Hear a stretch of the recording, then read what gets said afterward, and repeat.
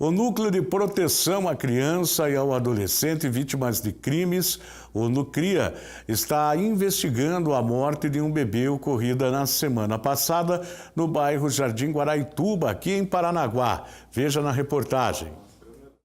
A investigação, comandada pela doutora Maria Nisa, delegada responsável pelo caso Vitor Hugo, busca esclarecer o que aconteceu com o bebê de apenas 4 meses antes da morte. Uma série de hipóteses foi levantada.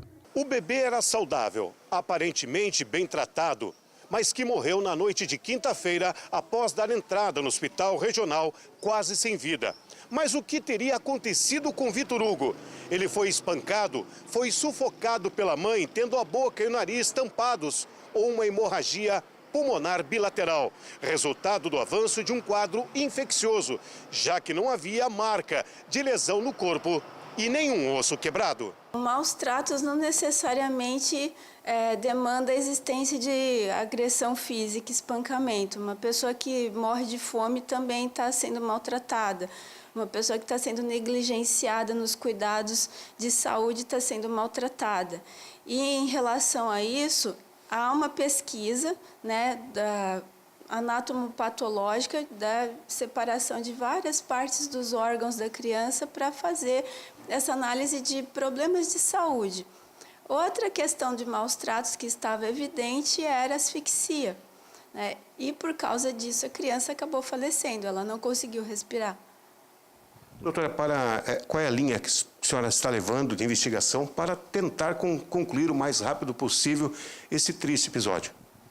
Bom, houve uma prisão em flagrante, porque houve elementos que evidenciaram um crime de maus tratos com resultado morte. Além disso, houve a confissão da mãe. A mãe explicou no interrogatório que ela obstruiu a respiração da criança. Doutora, a Regislaine, que é a mãe do Vitor Hugo, já perdeu 2 filhos da mesma idade, praticamente, de forma suspeita. O que se tem informação sobre esses casos? A segunda criança que essa moça teve, nós recebemos a notícia da morte, fizemos um estudo, existe um estudo de investigação preliminar, mas a própria necrópsia da criança evidenciava até aquele momento que era um acidente. A criança parecia ter falecido apenas por causa de refluxo. Entretanto, o primeiro caso de bebê falecido foi a mesma situação e não chegou ao conhecimento da Polícia Civil porque foi há muitos anos atrás. Somando com essa situação atual, aí sim nós começamos a levantar suspeita em relação aos casos anteriores. Então, tanto o primeiro caso quanto o segundo, que já está em análise, eles vão entrar numa investigação mais profunda. Esses 2 casos vão ser confrontados com o caso atual. Regislaine Castro Neves, de 19 anos, foi presa no mesmo dia da morte do seu filho. Ela se encontrava na casa da sua irmã, no bairro do Jardim Guaraituba. No dia do seu interrogatório, ela se manteve tranquila e confessou que obstruiu as vias aéreas para a criança parar de chorar. A doutora explica se a mãe deve ou não passar por um teste psicológico ou uma análise psiquiátrica. Em princípio, ela não apresenta nenhuma alteração que justifique. É natural que se faça, né? Porque o caso demanda mesmo um estudo. Ele apresenta características que é muito raro, na verdade, uma mãe ter casos de morte de filhos. Isso está relacionado a uma síndrome chamada síndrome de Munchausen.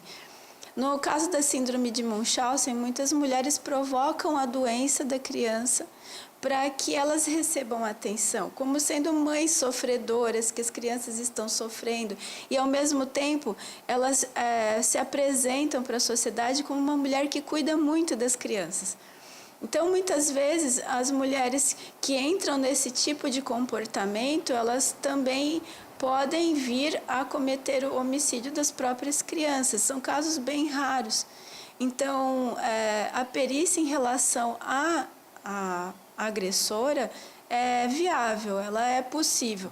Ainda conforme a delegada, a família de Regislane vem sofrendo com tudo o que aconteceu, já que Vitor Hugo recebia muito amor e carinho.